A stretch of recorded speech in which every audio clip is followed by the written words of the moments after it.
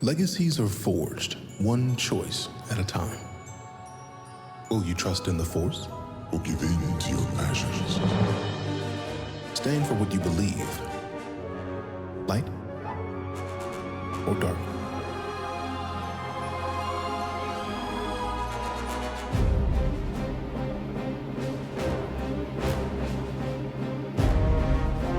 The path is yours.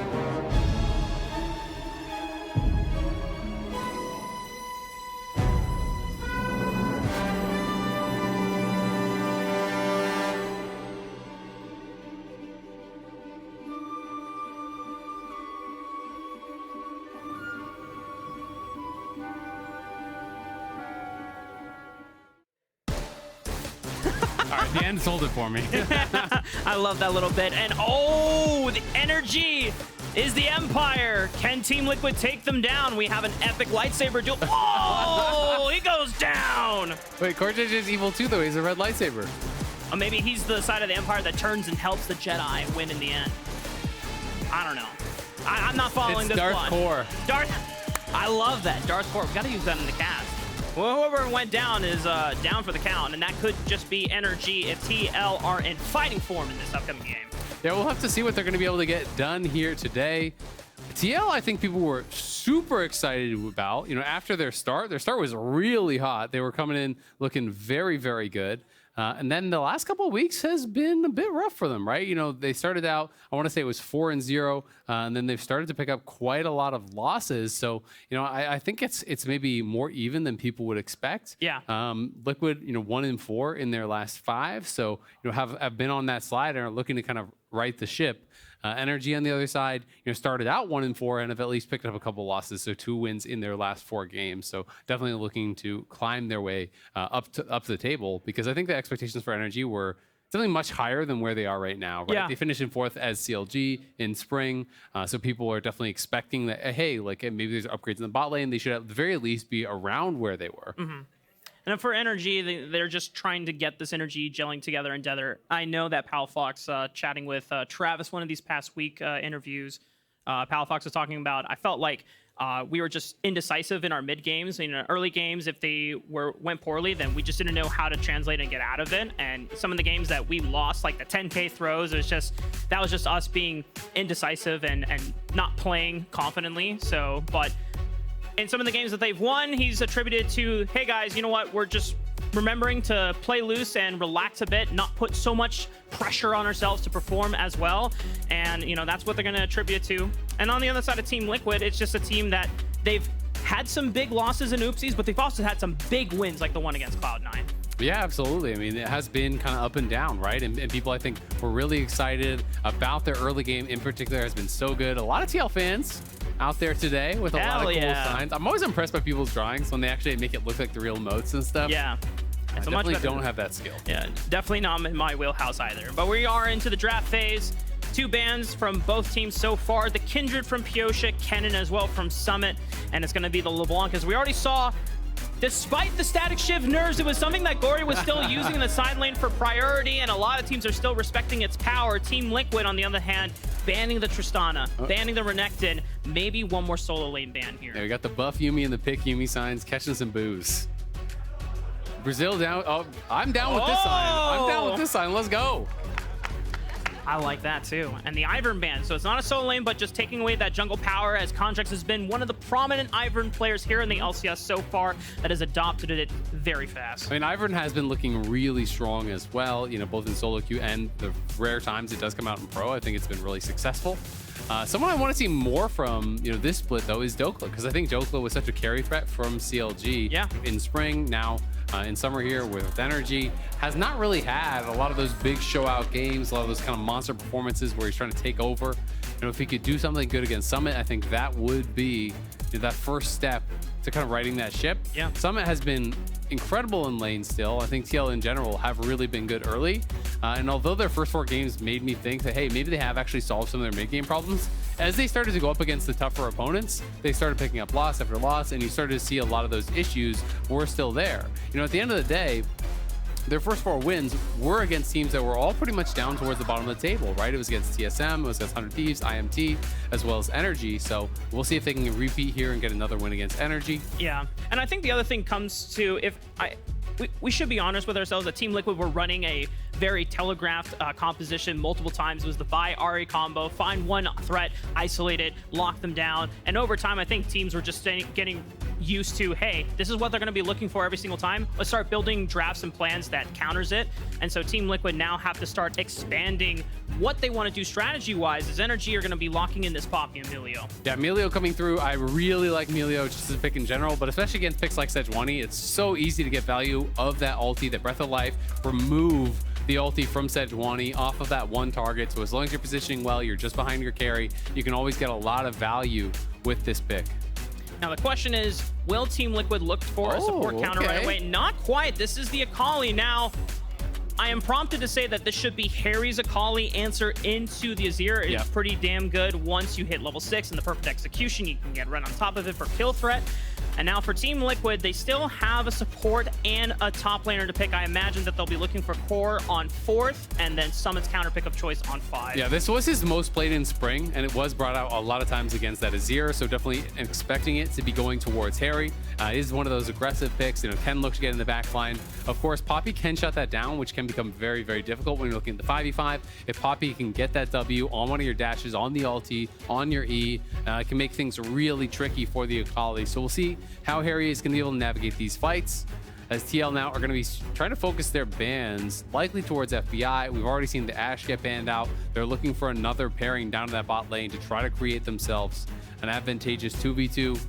As you said, you know, we are expecting it to be someone to pick on 5. We already see that it's Milio, so Core, you know, on 4 here is going to be able to have his support counter pick and try to create an advantage for themselves. And while, you know, I talked about some of the things that I want to see as improvements from these teams, I will say I think Core is having a hell of a split. He has been really, really good, and it feels like he is kind of back to the old CoreJJ form that we really expected. For so many years he was playing at that elite level, really dominating that support role. Yeah. And I'm curious to see, is it going to be an enchanter? Is it going to be engaged? Because to me, he's just always been better on engaged. Yeah, and then it's just right on cue too, in the aftermath of what was, you know, such a disappointing split from Team Liquid in the spring. They didn't even make playoffs, and a lot of them were touting themselves, hey, we should be contending with the very best teams in the league. Now that they're getting that respect from teams like Cloud9, Golden Guardians, Evil Geniuses, FlyQuest, who everyone expected should be a top team, are saying, yeah, Team Liquid will probably be at the top of the standings by the end of the regular season. And CoreJJ is forced to lock in his support of choice.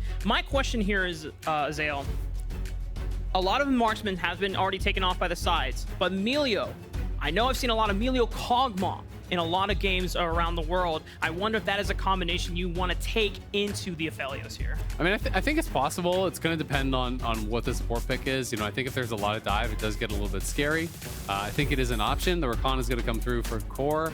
I do think Milio Cog can work pretty well, especially if you want to draft like a tank top and just play like a 2 carry team.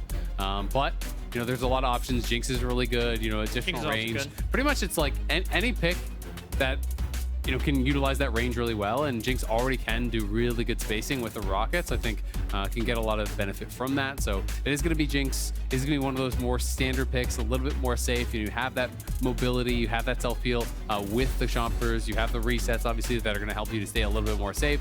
K'Sante, pretty standard stuff here for Dhokla up on the top side. And we have to see what Summit wants to bring out. We've just been seeing so many, you know, of these K'Sante versus tank matchups where it is not really a massive advantage created on either side. So I'm kind of going to be interested to see if someone can get something more from this 5th pick, or if it's just going to be something kind of expected like a Gnar, where he is just looking to trade. Oh, okay. Yeah, I mean, just throw down the gauntlet, and now you're opening up another win condition for Team Liquid. If you're not winning through the team fight, which NRG have really much built up this composition for, a fortress just to protect the Azir and the Jinx in the backline, Team Liquid can open up that team fight and say, hey, what if we just don't team fight and we have a Fiora threatening your base? Yeah, absolutely. It's one of the ways that you can really dismantle some of these strong 5v5 comps, is peel them apart, make it so that they can't actually be functioning as a 5-man squad. If you're winning in that 1v1, even if someone is you know, pushing up and going to be able to collapse, he at least gets first push, he gets first move, he's able to create advantages from that, where he can then maybe catch catch someone in transition, start looking for skirmishes. Haeri can also potentially play through sides with the Akali, so I think TL have drafted themselves a pretty interesting comp. If it comes to straight up 5v5, I think it is heavily NRG favored. So for them, they're going to be looking to force that, through creating these objectives that are going to pull your opponents to them, right? Yep. If you can get the early dragons, if you can get that early edge, draw TL to you, that shuts down that split bush win condition. That shuts down the game plan that TL are going to be looking for. So I do think it's really important that TL have that strong early game that we've expected from them. If Core and Yeon can be winning bot, if they can stack a couple early dragons, that gives so much time for Summit and Haeri to really spread the map and kind of make it so it's very difficult for NRG to find those 5v5s. And for Team Liquid, it is even more imperative to make sure that Summit is winning the top side of the matchup.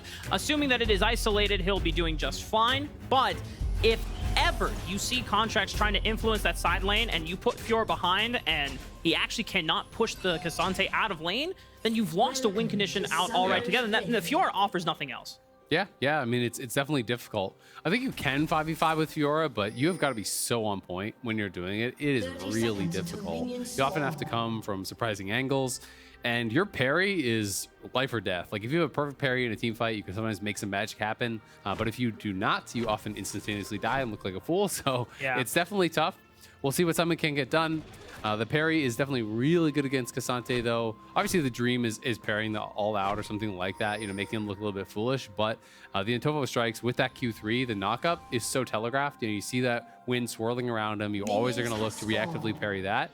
And generally, K'Sante needs to hit that to really go for any sort of an all-in or an aggressive trade. Yeah. So you're kind of just denying that. And Fiora is going to look to just slowly whittle you down and be able to take over in the later stages.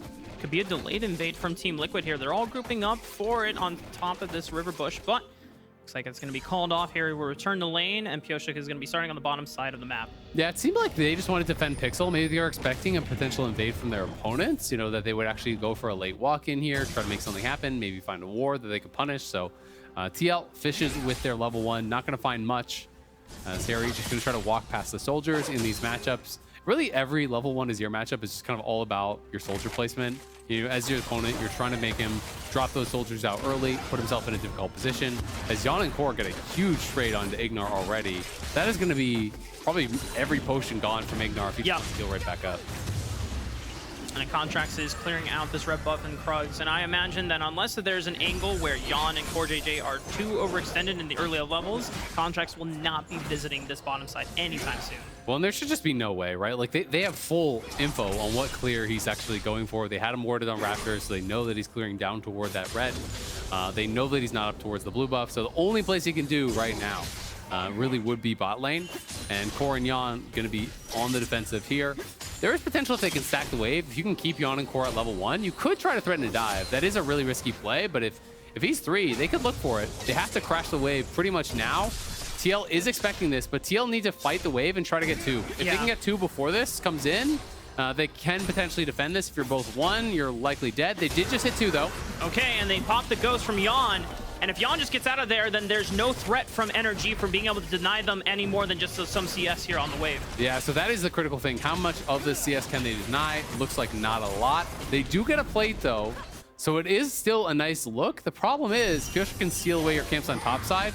There are pings over there. They kind of know that this is likely to be the response. TL had a ward over on that blue buff. And even if they didn't, Poppy comes in for the dive and has no blue buff. You know you can actually go for that invade and try to make something happen. As Haeri gets a good trade there. You hit the shuriken flip.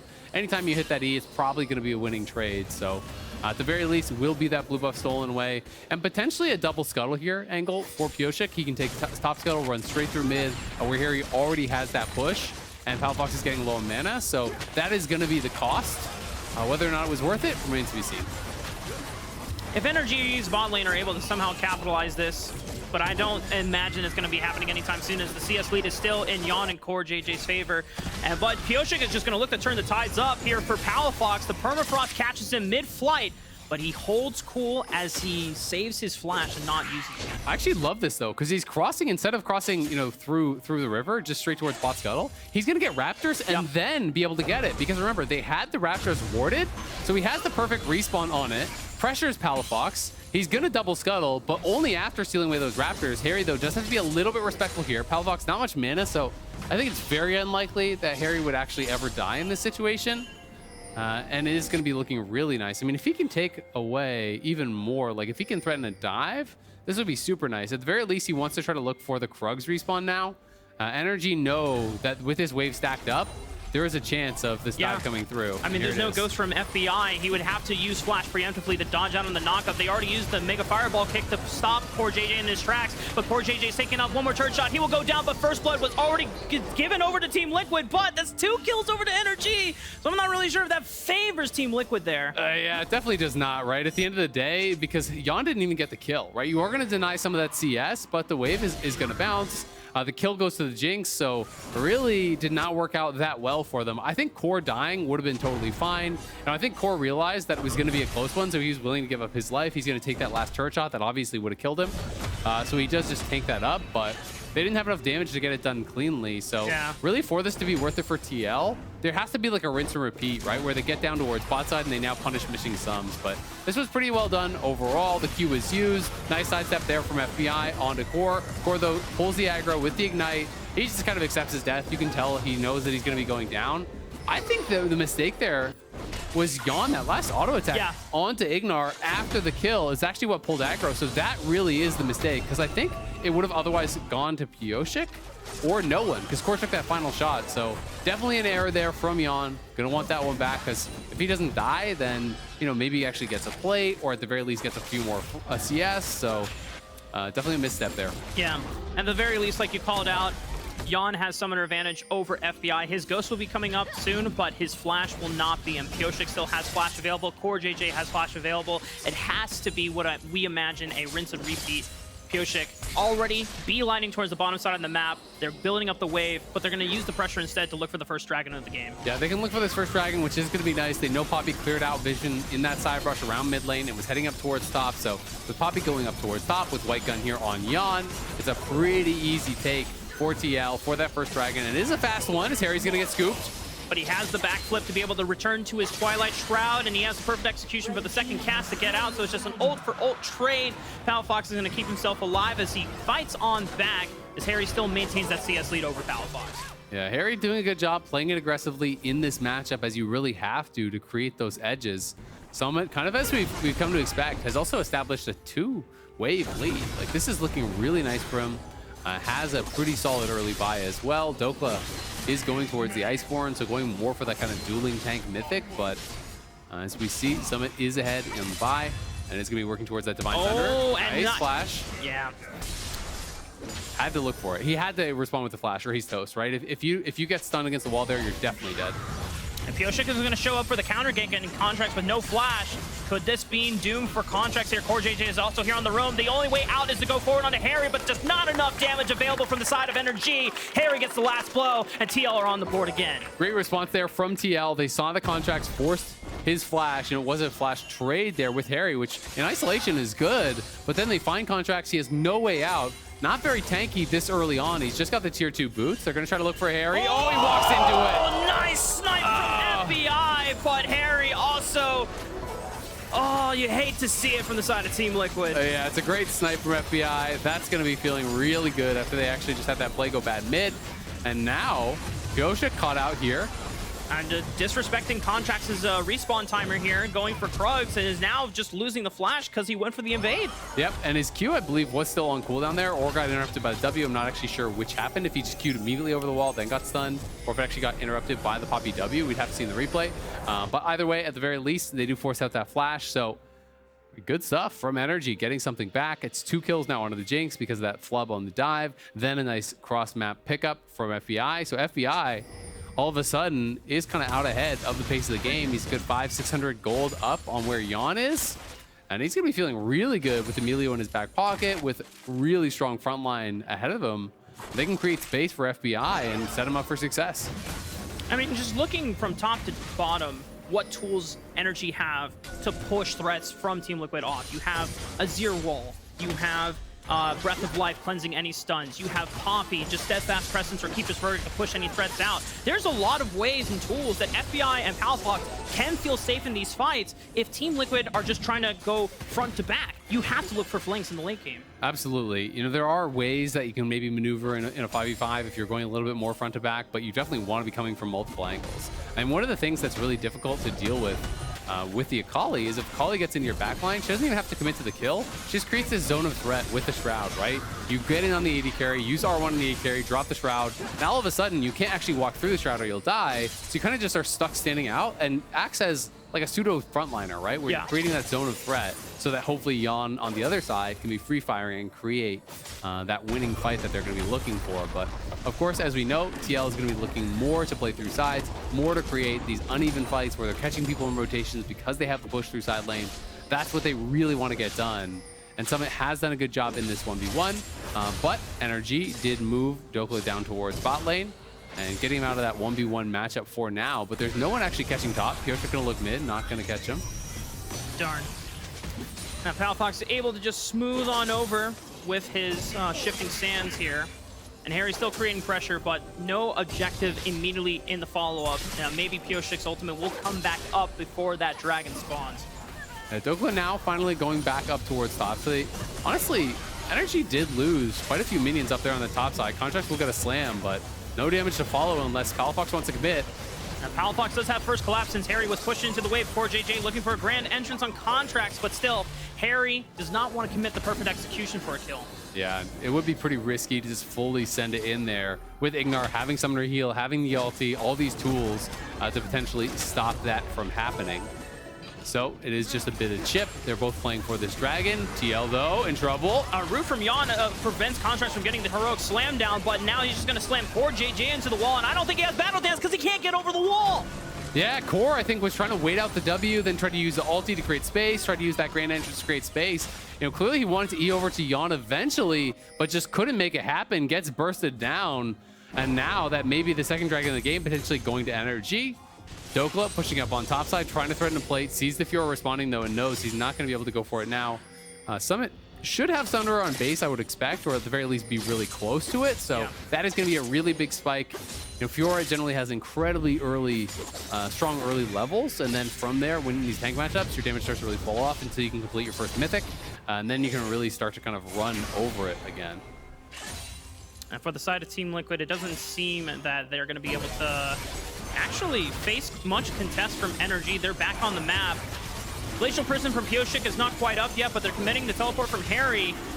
I mean, if NRG would want this, they would have to also spend a TP from Dhokla. He's not going to use it. He is under pressure from Summit. So that is the second dragon over for Team Liquid. They want to look for the play, but great flash from Yeon, dodging out on the Emperor. Survived from Palafox. Contractz using his own flash, locking up Pyosik, the Breath of Life, giving space for the rest of NRG so they don't get collapsed on by the rest of Team Liquid's squad as they get a free pick on Pyosik. Yeah, great pick there. Over on Pyosik. They force the flash off Yeon. They get the kill. TL was trying to collapse on the other side, but they have that safety of the Breath of Life.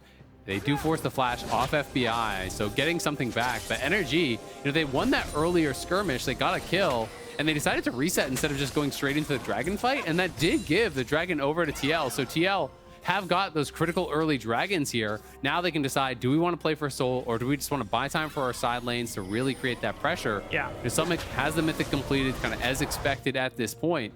So now they can make that judgment call of, you know, are we getting enough done in the side lanes, or do we need to actually collapse through these fights? Because March towards Infernal Soul is also really scary. And it depends on how well Summit is able to make use of this first spike. And both he and Dhokla are on curve, but so far he's been able only to get one plate off the top lane, so he's not dominating Dhokla in the side lane quite yet. And we'll see. I mean, it's always difficult because Cassandre has really good wave clear, and as we know, you know, can make plays under tower. So it's tough to walk up and just hit the turret in his face. Nice projection there from Contractz. We'll see if they can move enough members here to actually stop the charge. They do have the added man, but Core is coming up through mid, so it's going to be a 3v3 mid. TL definitely want to push this in at the very least get that charge, but I think it's just dead. Nicely done. Yeah. And just great response here. Come on. Oh, no, hit the eye. That would have been so tragic for NRG. All that work, Keeper's Verdict expended, and just to only still let it get one charge off. But you know, thankfully, they avoid that tragedy. It was making me nervous when he kept autoing it, but he wasn't hitting the eye there, but clearly had enough damage, so it was okay at the end of the day. And that ult from Poppy does deny the Herald, so that is really nicely done. They had the added man there, and they are able to deny that full push in. Summit just continuing to push on top side is creating a nice CS advantage, but it's not meant more than that. As you said, it's only been the one plate, so it hasn't really been able to turn it into a tremendous amount of pressure or any objectives. Yeah. And FBI has gotten so paid. Like, he has picked up a couple really easy kills in these fights. CoreJJ looking for the grand entrance. He knows that FBI doesn't have flash, but Yeon is too far away to really look for extra damage and kill threat zone. The Moonlight Vigil gets a bit of a chunk out, but IgNar is here to make sure that he can still push this wave in. Yeah, and that's why FBI felt so confident to just walk up and start hitting cores, because IgNar was coming down. He knew the collapse was in.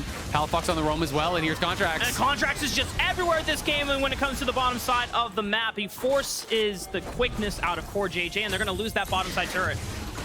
But now we have another top side of the fight here. Pyosik and Summit committing all in onto Dhokla. The permafrost after he already flashes, committing the stun. And that's going to be a kill for Summit. That's really big, because that's that tower going to be going down on that top side. And now it's a race. Can Jinx actually get first turret on bot side, or will Summit be able to finish it off? He is taking his time, so I assume that he knows he's going to win the race. Yeah, it was pretty close, but just wanted to clean up that full wave first. And so that is really, really good here for TL. So much gold now in the pockets of Summit. He already had the Mythic. Now he gets a kill, and he gets solo gold on that first turret. He got some plates earlier as well. He is now a good 1,400 gold ahead of where Dhokla is. So that is going to put it to the point where all Dhokla can do is just kind of stand under his tower, really sit back, and try to collect waves. And that was the big snowball that Team Liquid were really looking for. Summit hasn't taken over the game quite yet with it, but this is now the foundation for where he can start shoving Dhokla out of lane, and it's going to become unbearable for NRG to deal with Summit in the side lanes. Yeah, and it's kind of become this tale of two carries, right? It's about Jinx and it's about Fiora, and who's going to be able to get done more in these fights. You know, can Summit create enough pressure through side lane that they don't even need to 5v5 and they can circumvent the Jinx in that way? Or will they be drawn into a fight where potentially FBI can take over? You know, could Summit find that incredible flank, get in on the Jinx, you know, make something happen? It's going to be about what you have really spent your resources in, both in draft and in game, and who's going to be able to execute on that, who's going to be able to get more from it. And NRG still have the team fighting tools built up for success, but Dhokla might just be in trouble here. He has no flash from before. He's using the Unbreakable to be able to dodge out on some damage, but it's still not enough. The all-out takes Pyosik over the wall, but it's still Summit's kill to claim. Yeah, well played there by TL. Great CC chain, locking down Dhokla so long, and then not giving him an angle to get an all-out to safety at that tower. So really well played. They do get the finish. They do get another kill onto Summit here. He's working towards that Ravenous Hydra, and once you have the Tiamat, your wave clear really ramps up on the Fiora. You can start shoving in those waves very, very quickly. And this is what you've got to get done, as Haeri's going to trade ults here. Has to be careful because that passive tower is down. Oh, that was so close, but the quick timing on the Proto Belt dodges the Super Mega Death Rocket. That was actually really slick. The dodge back with that Proto Belt. Would have sucked if he got caught twice like that in the game, so had to dodge that one, was able to do it. But again, no one goes to answer Summit, so Summit gets a solo tier 2 tower. That is another ton of gold. They get the charge up mid, so they get the tier 1. And just like that, TL almost 3k ahead. It was dead even a couple minutes ago, so TL makes some really good plays. And I just love how Pyosik is playing around top. That has not been the meta really for a long time. Yeah. But you go with the Fiora counter pick. You can't just leave it in isolation, because a well-played Cassante can stabilize that lane. But a Cassante who's getting dove and is getting put behind is going to be in so much trouble. And now the Phage comes through. Is he just going to go like Hullbreaker? Hell yeah, baby. Full commit split push? I think it makes sense from this point where he's that far ahead. Because if you get Hullbreaker, you can start to ignore so much of the damage that comes through. Yep. And tanks struggle to kill the cannon minions that are buffed up by the Hullbreaker. So your wave clear becomes pretty trash. And you can just ignore a lot of what Cassante wants to do. So I think it's a pretty cool strategy. We saw Licorice do the Hullbreaker on Yeon. Yeah. We've seen some more of this kind of mixed in this year. And I think Summit is the kind of player who you'd want to see do the strategy, because he's known for lane excellence. Yeah, and that's what they were trying to do in spring, but the problem was with Team Liquid back then, they weren't really empowering Summit. They just left him isolated up on the top side of the map thinking, oh, well, Summit can just get it done. And they figured him out, and they bullied him, and they camped him to hell until he was just pretty much useless for all of spring split. Well, and I think one of the things that also is a big difference maker, you talk about not getting those resources, a lot of it is about how well Pyosik has played, and this game has been largely about him attacking Dhokla. NRG are moving down though, but TL again, they buy enough time. Core and Yeon threaten the roam. They zone off those NRG 3 that were trying to move down towards bot. So yes, you can't complete the dive, but you do get the turret. And the Shuriken flip is going to force out that preemptive ulti there from Palafox, and we could have been in trouble. And I think that's just the contrast overall of why Team Liquid are doing so much better in Summer Split than Spring Split, as they look for a pick and they just blow up IgNar. No contest whatsoever from NRG. Pyosik is just everywhere this game on the Sejuani. To me, he has been the MVP of this one, making that action happen, but Core are going to get grounded. Contractz looks for the keeping verdict on the CoreJJ, but he still doesn't go down. Haeri finds the kill on the Contractz with the perfect execution. Look at the FBI, gonna get one more auto attack. He's flashing in. Oh, no! Oh, it's not enough damage. He couldn't find the entire auto, but Yeon found it anyway. I don't know how. It must have been from downtown with the green gun, but Team Liquid just forcing NRG to crumble under their will. Yeah, Haeri couldn't find the damage because he missed back-to-back Qs. You gotta hit those. You know, he was feeling himself. The initial kill was great from Haeri, and then the re-engage on FBI really made you think he was gonna have a special play here. The initial denial from Contractz was huge. Haeri gets into the back line, is able to finish off Contractz. Dhokla was TPing in, but we can watch this follow-up play as Haeri gets that perfect execution, gets the first kill, and then he connects the Shuriken onto FBI, goes forward, flashes, misses 1Q. And then I think he had missed 1Q before that, but I'm not 100% sure. At least missed the one. Oh, and this was already connected. It was already marked by the green gun. So it was already marked by the green gun. You saw the gravitum flying through the air. I was like, damn it. Real. I've definitely seen that happen before. Did he walk up to the turret? Was that what happened? I wonder if that's why he was slapping his head. I didn't actually notice, but potentially he got marked by the sentry. I don't know. No, because he was on green-purple, so unless it had just swapped over, I assume he got tagged by the sniper, and then the purple gun finished him off. We just got word from producers that it was the green gun that clipped him in the last bit. Makes sense. And FBI, being a prominent Aphelios player, probably smacking his head, is like, I shouldn't have stepped up. Dodged that. Should have dodged it.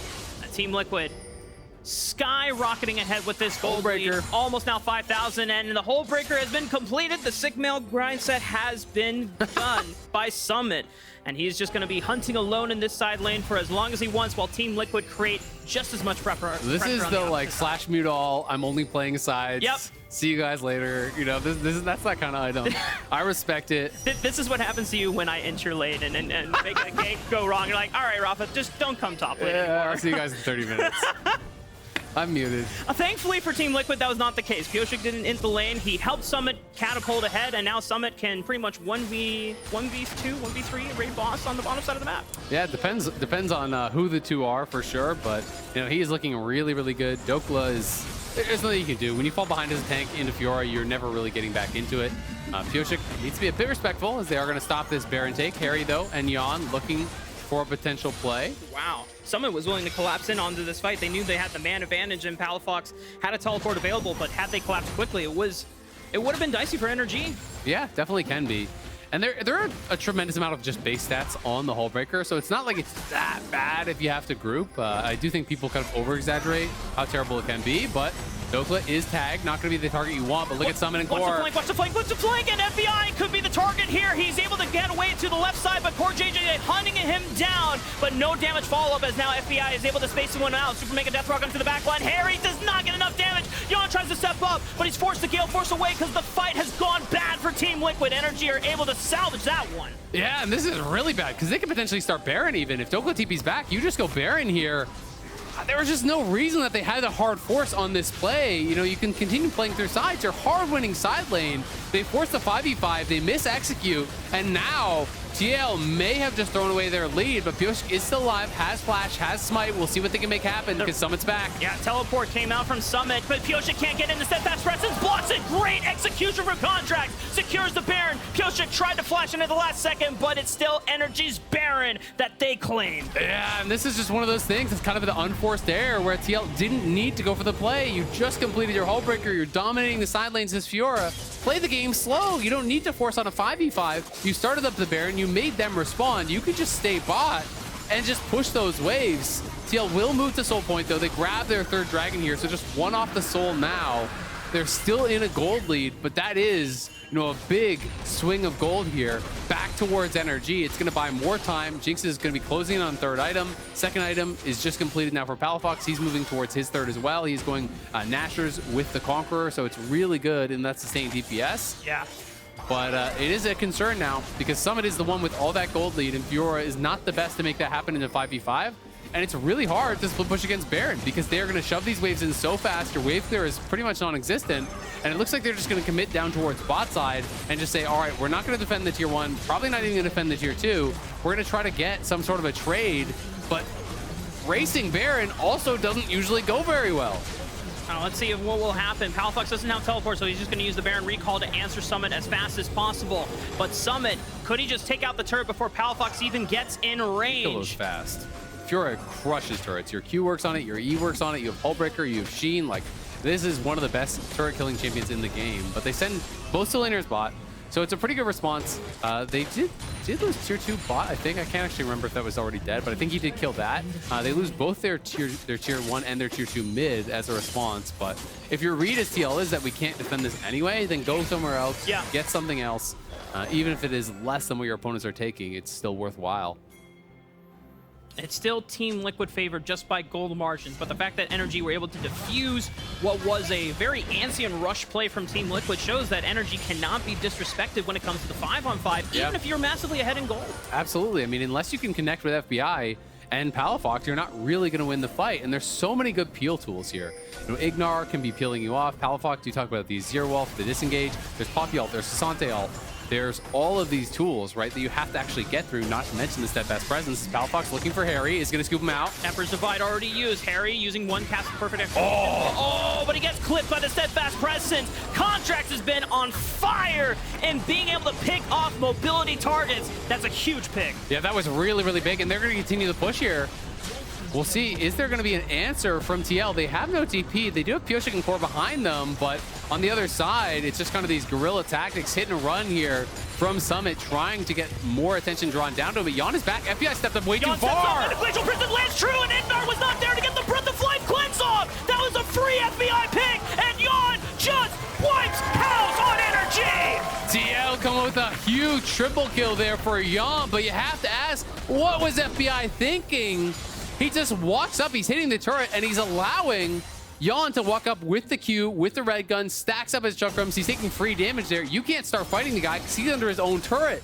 It's a great ulti, though, from Pyosik, who has had a really good game on the Sejuani, secures that first kill, and then there's just no shot for NRG. But that's FBI. You know, we talked about he's the guy who has to get it done. He has that gold lead, and he completely dropped the bag. Yeah, I mean, we talked about when you have a Fortress comp, it's because you have all the disengaged tools, but you only have Contractz there, and he gets nailed it. I mean, Yeon just walked up slowly and killed him. Like, you can't allow him to be getting into range if you like that. You've got to be able to respect it somewhat.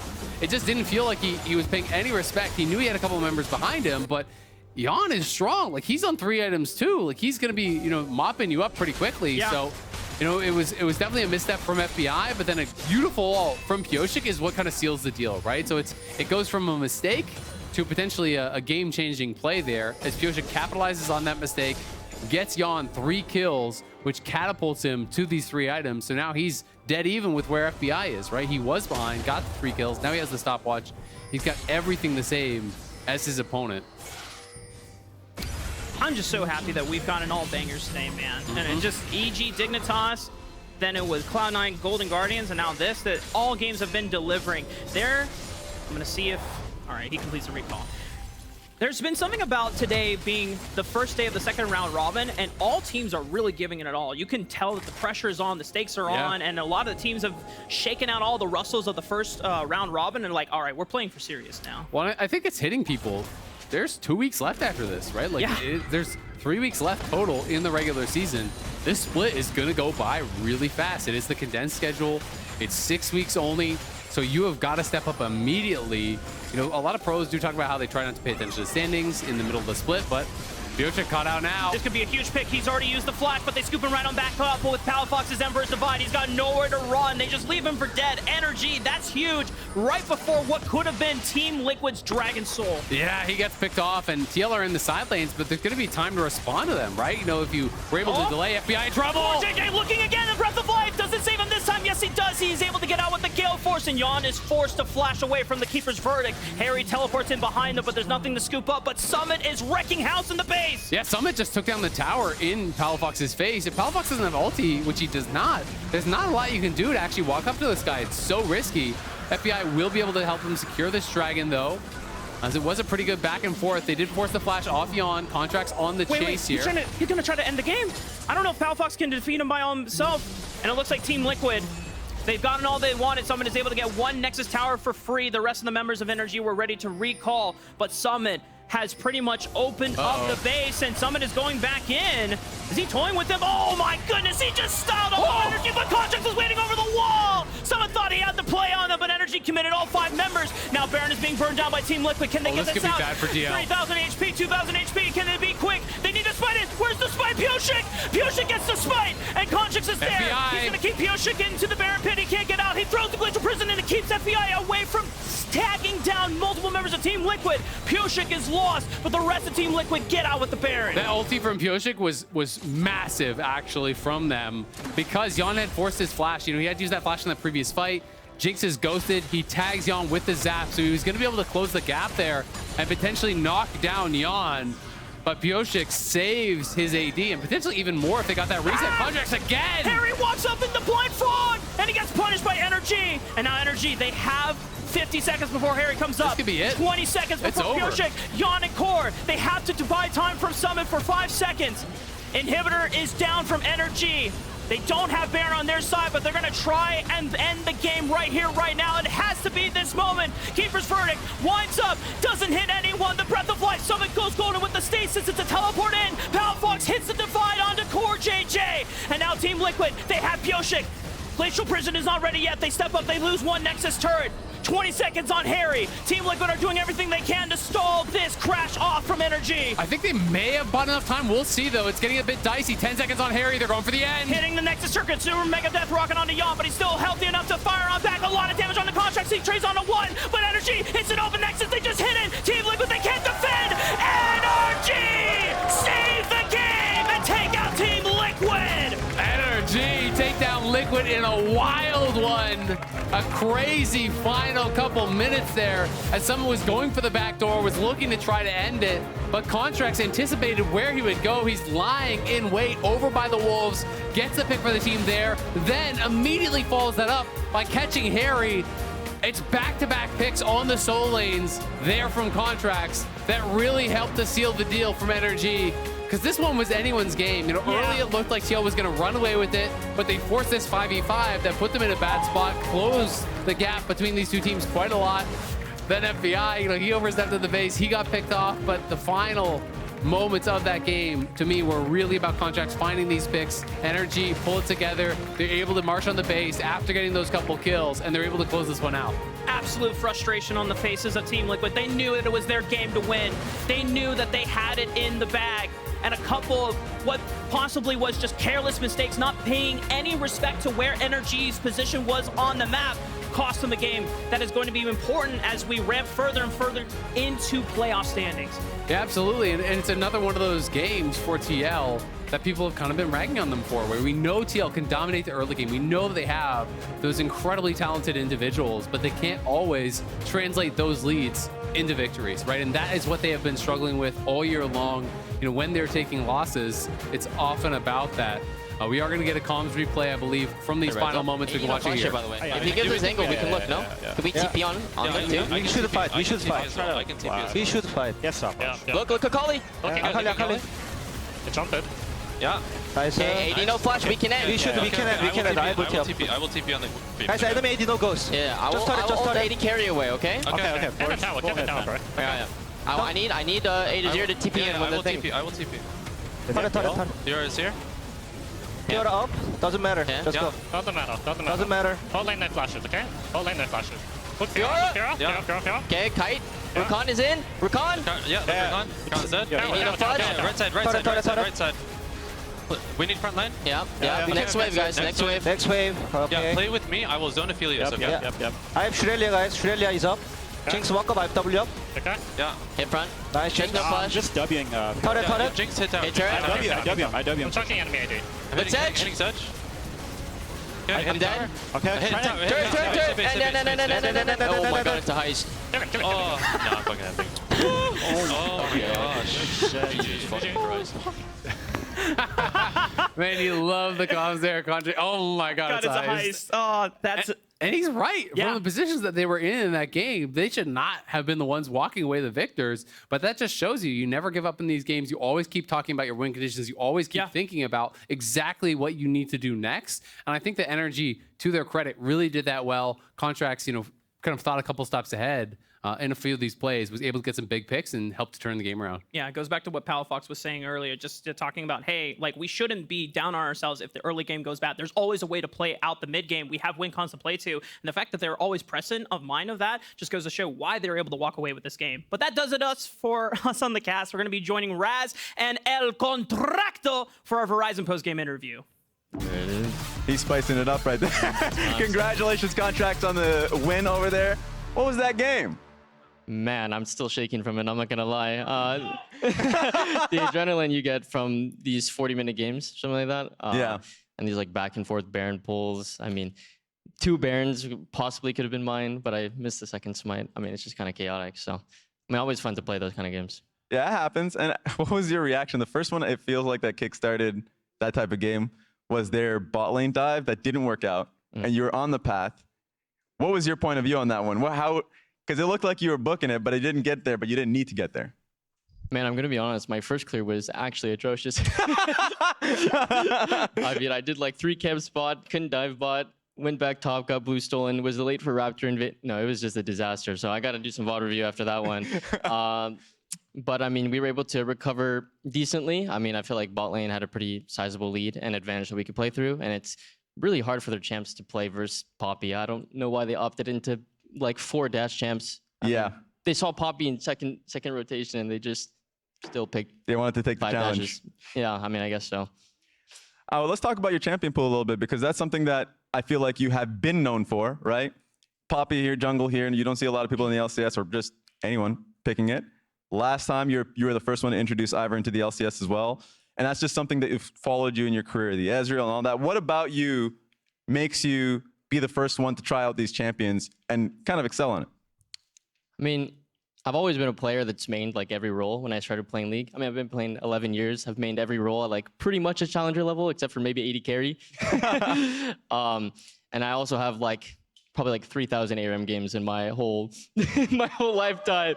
So, I mean, I've been around, I play a lot of champions. It's for the Viego practice too. It all adds up. I mean, I've always been a fan of trying new things, and playing the same champs every game is so boring. Like, I have a rule where if I'm playing solo queue, it's one a champ each game, unless I'm like actually like learning a new champ. Like Ivor and I had to play like 20 of them, but okay. Yeah.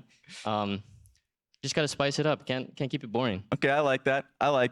Let's talk a little bit about this split, because it's been a tough one, but if I look back on it, it's probably the most tilting kind of split that I could see, right? A lot of wins, or at least a lot of games that you have monumental leads. We didn't get to catch up with you since the FlyQuest one, where you had a huge lead there. Questions like,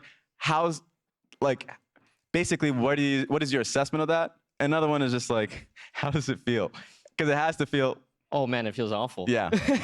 I mean, especially when you're up 10K gold, 5K gold, 3K gold, you have all these opportunities to close out the game and put yourself in winning positions, but you're not executing on that like last few steps, right? Yeah. So it's gonna feel the worst for sure when you see your record, you're 3-6, and you feel like you'd be 6-3. Yes. So, I feel like our team has been pretty hard on themselves for it, but I mean that's led to more progress, which is what we need. So. We just take it day by day, and I think we're slowly improving on it. I like that. Any message to the fans out there? I mean, I've been playing this game a really long time. I've been a pro player for a really long time. But you guys are always just very kind and supportive throughout all the ups and downs of my career. So I'm very appreciative, and hope you're here to stay. Thank you, Contractz. Sounds like they appreciate you there. Let's go. Thank you. And to end that one, another congratulations on that one. I'm sure he loves you too. We're going to send this one off to the LCS Lounge. I'll see you there. Thank you, Raz. I was actually gonna make a joke about how Contractz is obviously like exhausted after that game. Yeah. And that was really nice, genuine message at the It was. end. I thought it was also funny that he was like, you know, when you're in these really long 40-minute games, it's like, that was like a 30-minute, 52-second game. It just felt long. It felt like 50 minutes. Yeah. All right, let's take a look at who got Pog for that game, as well as today's player of the games. Okay, so Contractz did get it. Wild Turtle, Double Lift, Unforgiven, River, and Contractz. River got to point out the J4. Yeah. We got to pull it out. It's been mysteriously missing, and for some reason he decided to do it today. For what it's worth, it was like a pretty big game against C9. That's their biggest rival in the LCS now. They are now tied with them in second place. And I also want to shout out Unforgiven because he's just been extremely solid in so many games now, and he really dominated this game today. Yeah, and also another thing for, I know that initial game, if we think all the way back to the beginning of the day, was really shaky versus TSM, but Turtle did almost 50% of his entire team's damage share, I think, in that game. And it did get to a point where he was going to have to carry or the game was over for TSM, and he ended up doing it. Let's take a look at what tomorrow's schedule is going to be with FlyQuest taking on Golden Guardians. Ooh. That is a banger now, as is kind of C9 Dignitas, because I think a lot of us, or at least for me, C9 is still the best team in the league, but they have been experimenting with some draft stuff. So I'm kind of curious as to how that's going to go. TSM versus NRG, EG versus 100 Thieves, Team Liquid Honda versus Immortals. Yeah, I'm looking at game 4, Evil Geniuses versus 100 Thieves, just because 100 Thieves has been looking a lot better. Quid had some really nice plays today. They seem to be in really high spirits. Kane got here last week, right? They really had a super slow start to the split, whereas EG is just playing angry every single game because they have so much to prove for every single player. But with them being in first place now, like now they no longer get to come in as the surprise underdogs. They have to come in as the favorites and perform to that level. Yep. And then here we see EG are still at the top of the table now in sole possession of first place at 8-2 with their win today. C9 dropped down to second place, tied with Golden Guardians, who beat them today. There is a three-way tie for fourth place between 100 Thieves, Dignitas, and Team Liquid Honda.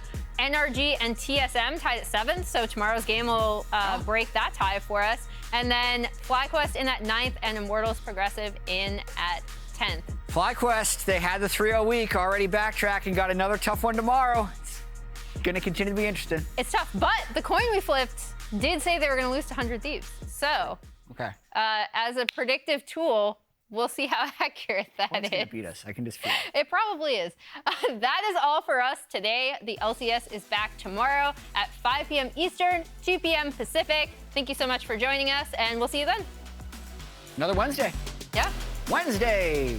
2-1-1 for Tactical, having that plus 35 CS. Dive into the mid lane, and Insanity just wiped Balulu off the map. Insanity and Solo fighting off to the side as they lock down Envy. He tries to use his grasp back onto the Baron, and he stays alive for now. Balulu won't get the kill, they need him with TSM. Turtle's unstoppable. He's excited, and he just can't hide it. The Jinx shuts down Tactical's Kog'Maw. Insanity takes out Balulu. Immortals, they were so close, but no cigar. Absolutely. Just stand here and dare FlyQuest to go. Someday goes in, and a beautiful follow-up from the Magnet Storm of Busio. They instantly kill Prince, but Impact looks for the entrance off to the side. Oh no, man, that was not what FlyQuest needed. Dhokla at least gets one, but he's gonna die in response. Someday lives with a bomb to come out. Yes, it will. It's a 2 for 3, making a 2 for 4. 100 Thieves might have just won the game. Equalizer is going to separate the pack. Once again, Rich finds an ensemble force on a Jojo film, but he goes golden for the stasis, and Ayla answers back on the back of Storm. He gets blown up, but they trade one back on the diamond. Jensen's off again. This could be a huge moment, but he only gets one kill. Jojo Pyun, is he going to die? No, he has the shield from Armeo, keeping him alive. Tomo is gone. Unforgiven goes into the air. The slam from Cesar. Oh, Cesar trades it back. This was a banger, all right. Evil Geniuses and Dignitas fighting until the bitter end. Can you just... Don't see him.